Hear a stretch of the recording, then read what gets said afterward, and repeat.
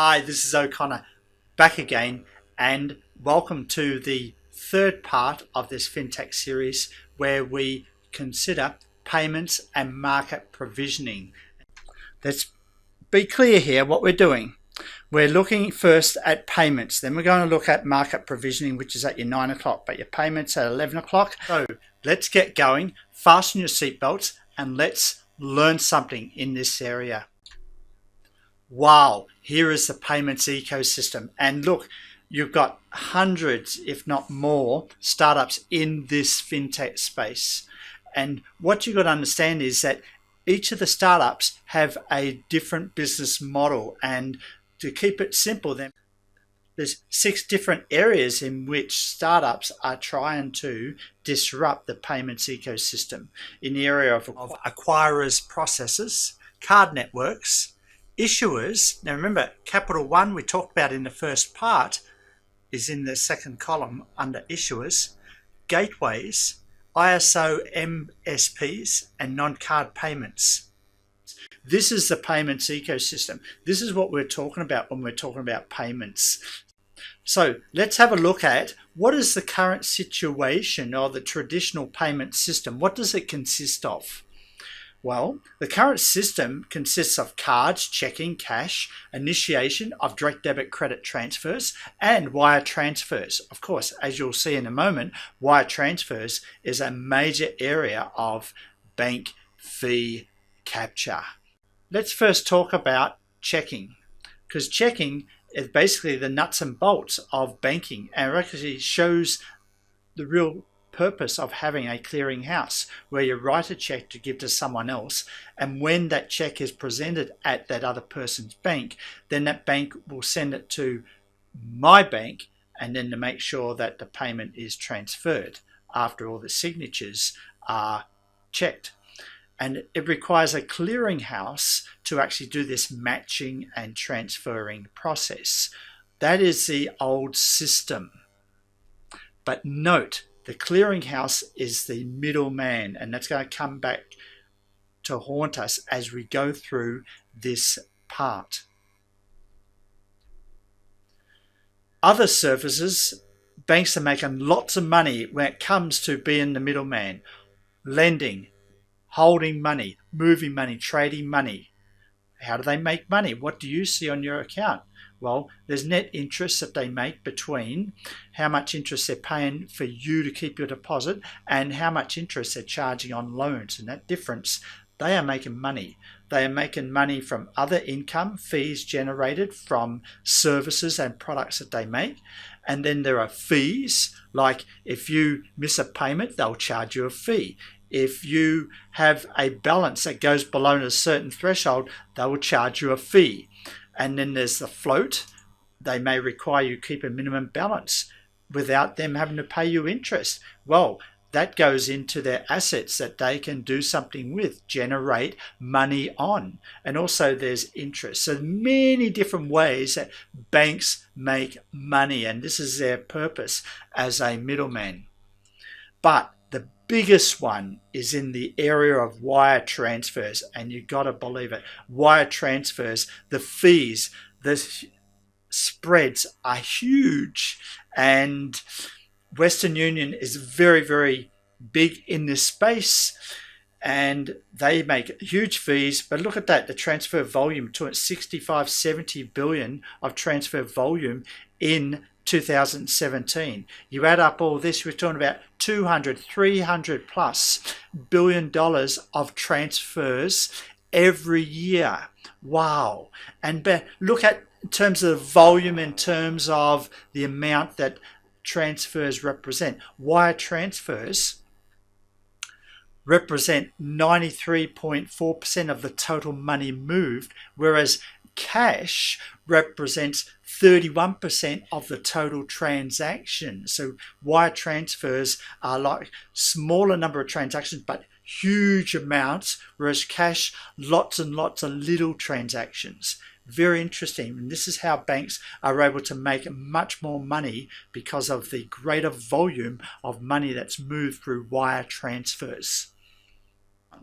Wow. Okay. And look what happens. You transfer money to someone internationally, you're going to lose 2%, more, 2%, 3%. Here's an example of a $500 transfer, and the money you get at the other end in the other currency, you're only going to get from ranging from 454 to 475, like 475. That's basically nearly 5% of the money that you have given. Remember? Wow, the fees and spreads are huge. What are the other trends that are going on? Cards are growing faster than checks, non-paid debit cards, credit cards, but use of checks is going down, down, down, and down. You know that from the Capital One example.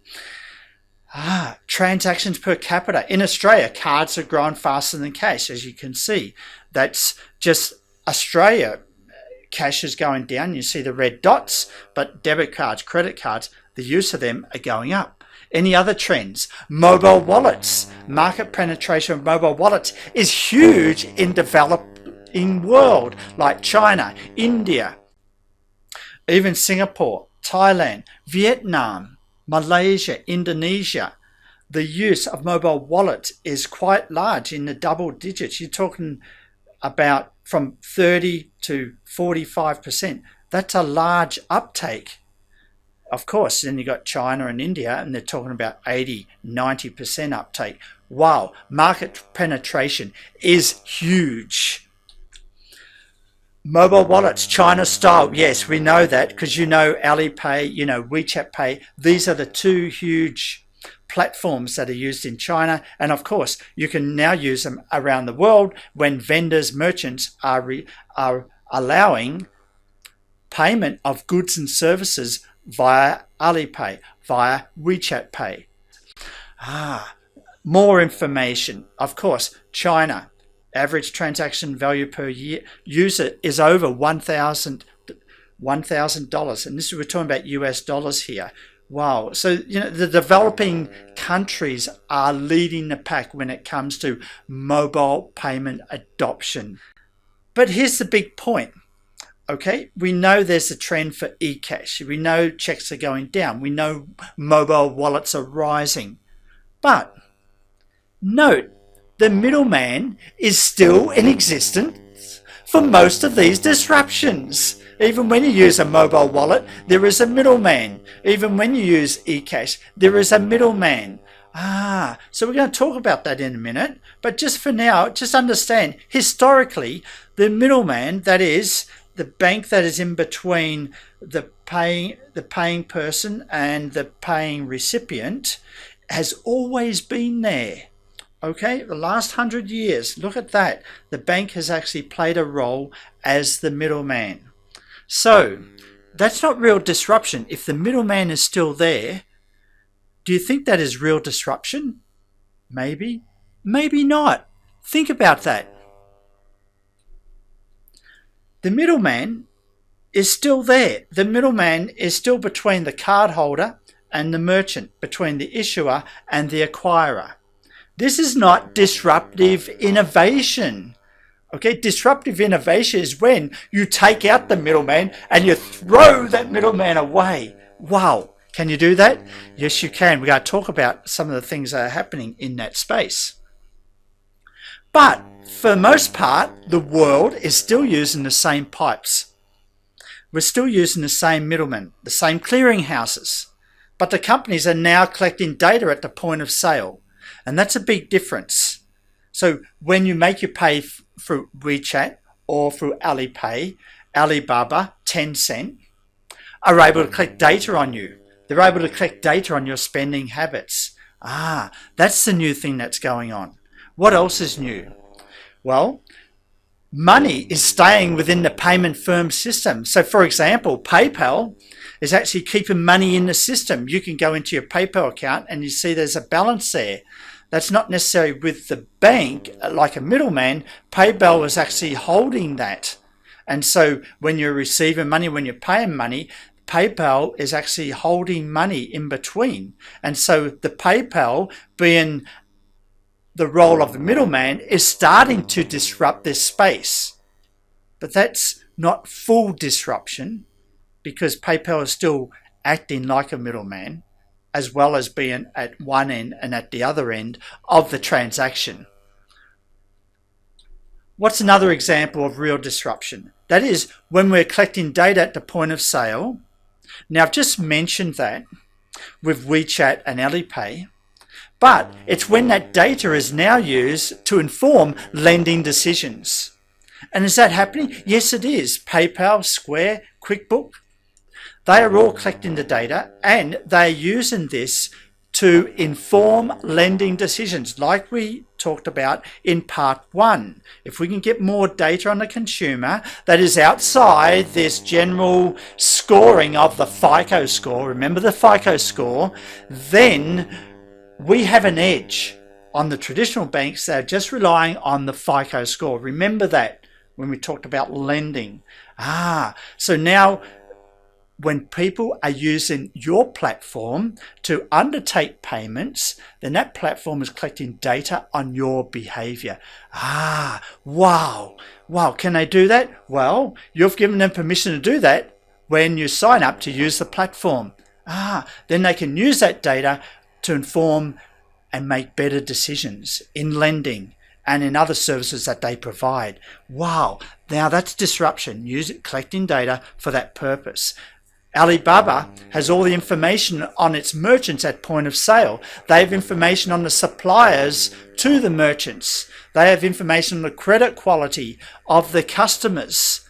And so therefore Alibaba can actually go from end to end, the whole value chain of a business that's working with Alibaba, and decide, can this merchant that's asking for a loan from Alibaba pay back that loan? Wow, that's 10 times more informative than going and finding out what the FICO score is of a particular customer that has knocked on the door to get a loan. Wow, that's happening now as we speak. Wow.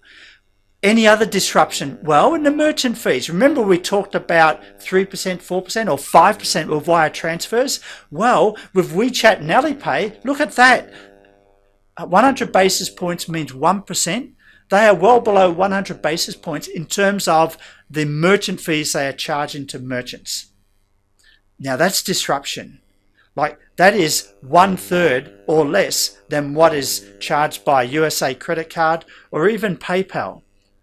That's disruption. Okay, so what other types of disruption are there? Well, we go one step further and then let's pull out the middleman and eliminate the middleman altogether. Can we do that? Well, that's what blockchain and Bitcoin, as an example of use of blockchain, is doing. In some ways, Bitcoin is an example of the most disruptive fintech in payments because there's no middleman. There's a consensus of the network that agrees on whether a transaction is valid or not, using a particular consensus algorithm, which we'll talk about in the next section. But for now, understand that there are various degrees of disruption, but the ultimate type of disruption is disintermediation. How many syllables is that? It's 1, 2, 3, 4, 5, 6. Or more than 6 syllables. That's a long word. Disintermediation. That is the ultimate disruption to the financial payments system. Yeah. Wow. And Bitcoin is one of the first to do that. Wow. How can it do that? As I said, it's using a blockchain network, consensus algorithms, which we'll talk about in the next part. Now, Bitcoin. We mentioned Bitcoin, so what's the next question? How big is it? How real is it? Is it a passing fad? I don't know, but let's have a look at the evidence. In some ways, people say that it's the world's biggest bank with no actual cash, and it's sort of aligned alongside other major disruptive startups like Uber, Facebook, Alibaba, and Airbnb. What about the march of financial services into Bitcoin? Yes, pretty large. Look at all of these major brand names. Now, these major brand names represent a lot of the major banks around the world, and they are investing in Bitcoin and blockchain startups. Wow. So it is happening in some way. It's not going to go away overnight. Where will it end up? I don't know, but let's find out a little bit more about it, shall we? All right, look at this. This is the market capitalization of Bitcoin, and we're going all the way up to Q3 2019, and as you can see, the capitalization is pretty large, approaching between 150 at the most, nearly 250 billion US dollars in capitalization. Wow. So what's its biggest opportunity? If we say that Bitcoin is the new thing, it's the real disintermediation thing that's going to occur, is occurring, what's its biggest opportunity? Well, it's in the area of payments. Look at remittances. Remittances is huge, much greater than FDI, ODA, and other forms of payments that are going on around the world. Have a look at India, for example. You get $78.6 billion in remittances in 2018. The total is staggering. We're talking $300 more billion of remittances around the world in the last 12 months. What about the biggest opportunity then? Okay, you take over remittances. What's the opportunity? Well, it actually gets back to what I talked about earlier. Remember when we tried to send $500 US overseas? Get this. If you send Bitcoin to a person overseas, maybe you actually get closer to that $500 being received at the other end. Or maybe not. Let's find out a little bit more, shall we? Because the average cost of remitting from the G20 countries, we're talking 5%. For some, Russian Federation 2%, Australia up to 10%, South Africa 17%. Wow, you know, the cost, the loss of your money when you send your money to another currency in another country is huge. Like, this is just huge. So this is the biggest opportunity for Bitcoin to come in and to actually really bring down the cost of sending my money to my friend in another country, or my money to a merchant or a vendor in another country that is in another currency. So, you know, why are remittances so expensive? It's because of the middleman, because the middleman is needed to actually talk to my bank because I want to send $500 to Australia, and then my bank in Malaysia needs to talk to a bank in Australia to say, hey, this guy wants to send Malaysian ringgit. Can you receive these in Australian dollars? Sure we can, but let me take my fee out in the process. You know, this is what's going on. And that bank has to find another bank at the other end to actually do that transfer. So because of this middleman, the correspondent bank relationship, that's why remittances are so expensive. They take their cut. So is there any other way where Bitcoin can come in and kind of disrupt the payment space? There is one other area, and that is in reaching the unbanked. Because if you're not banked, then how do you actually send someone money in another country? You can't, because you're not with a bank to start with.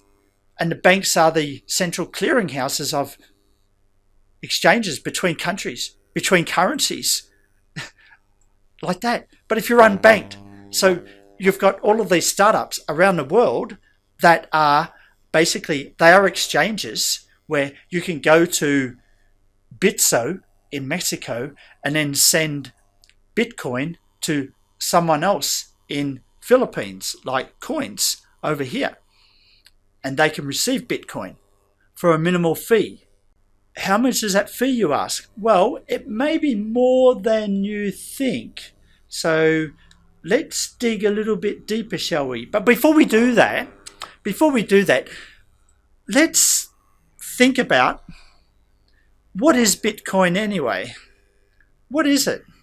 Because if we ask in terms of what the functions of money are, then it's a store of value. That means you're saving for the future exchange.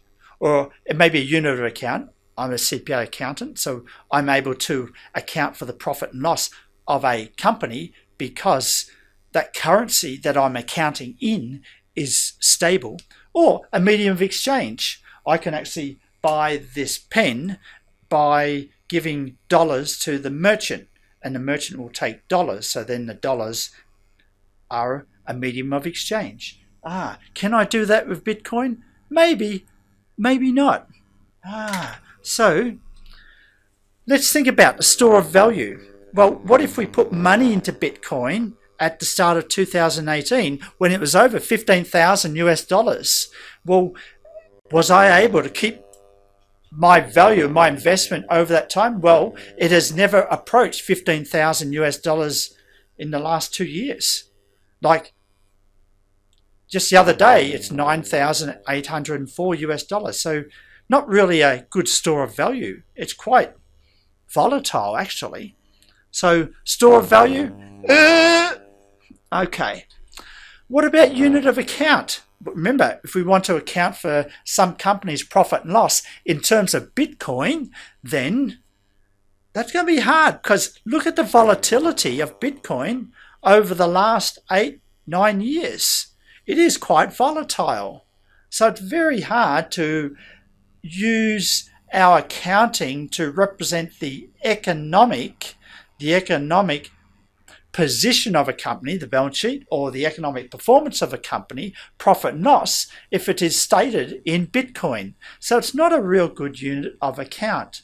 Well, what about as a medium of exchange? Well, let's think about the Bitcoins per gallon of gasoline. Like 2011, we could take any year where the gallon of gasoline is quite stable with respect to US dollars, but when we convert it into Bitcoin, wow, it keeps on changing.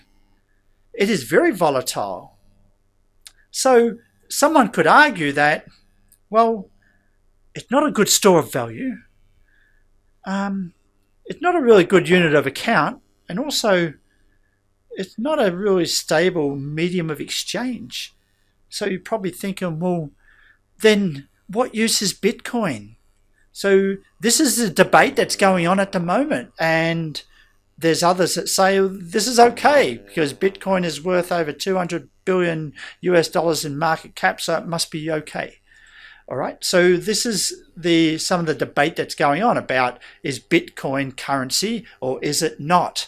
And these are the three areas, okay? Remember, store of value, unit of account, and medium of exchange. So keep that in mind.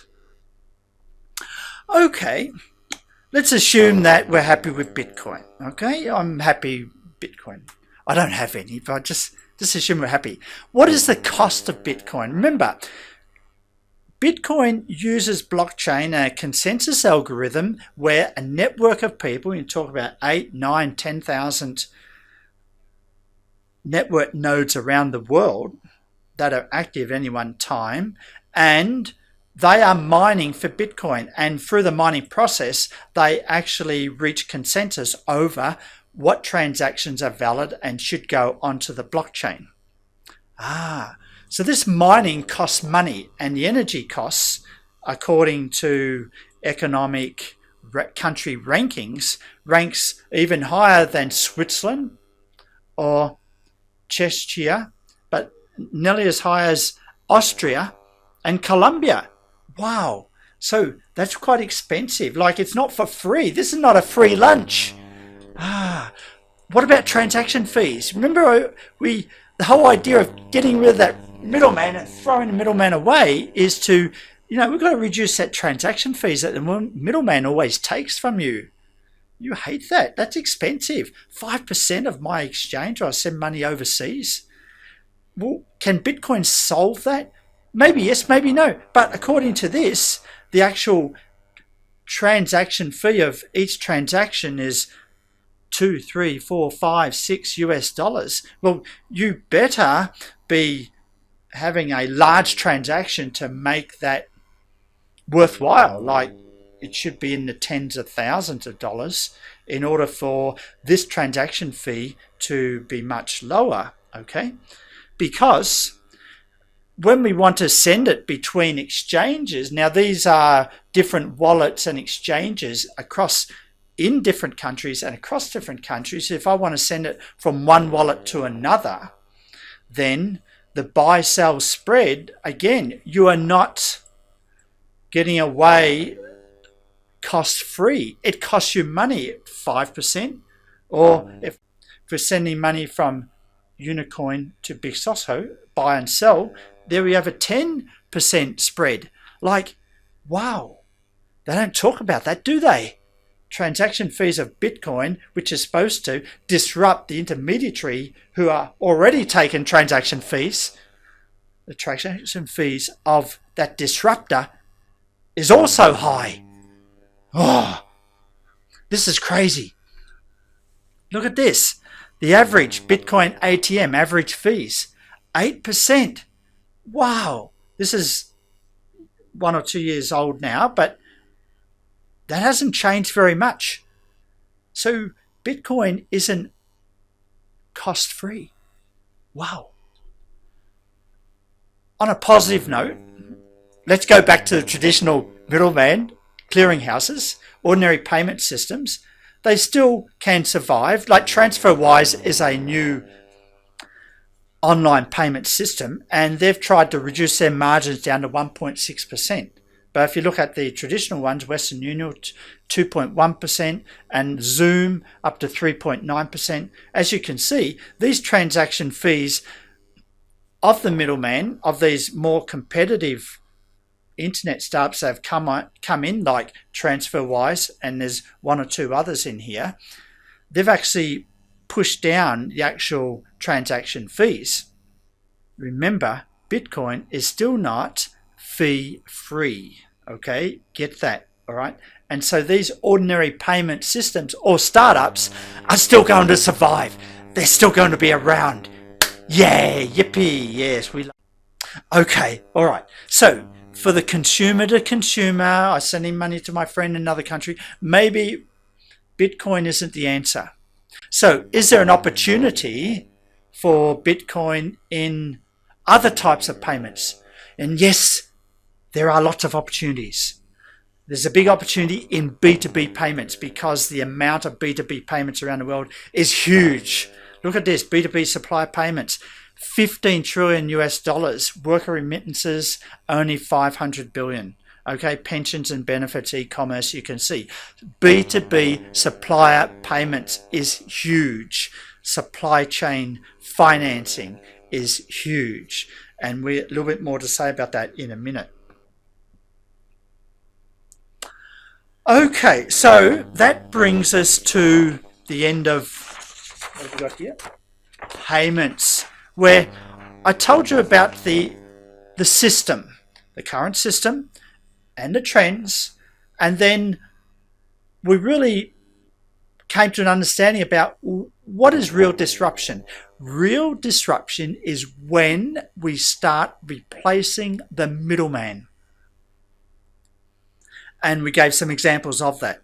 And then I gave you an example of a major disruptive force that's occurred in the last decade, and that is Bitcoin, with its use of consensus algorithms and the blockchain.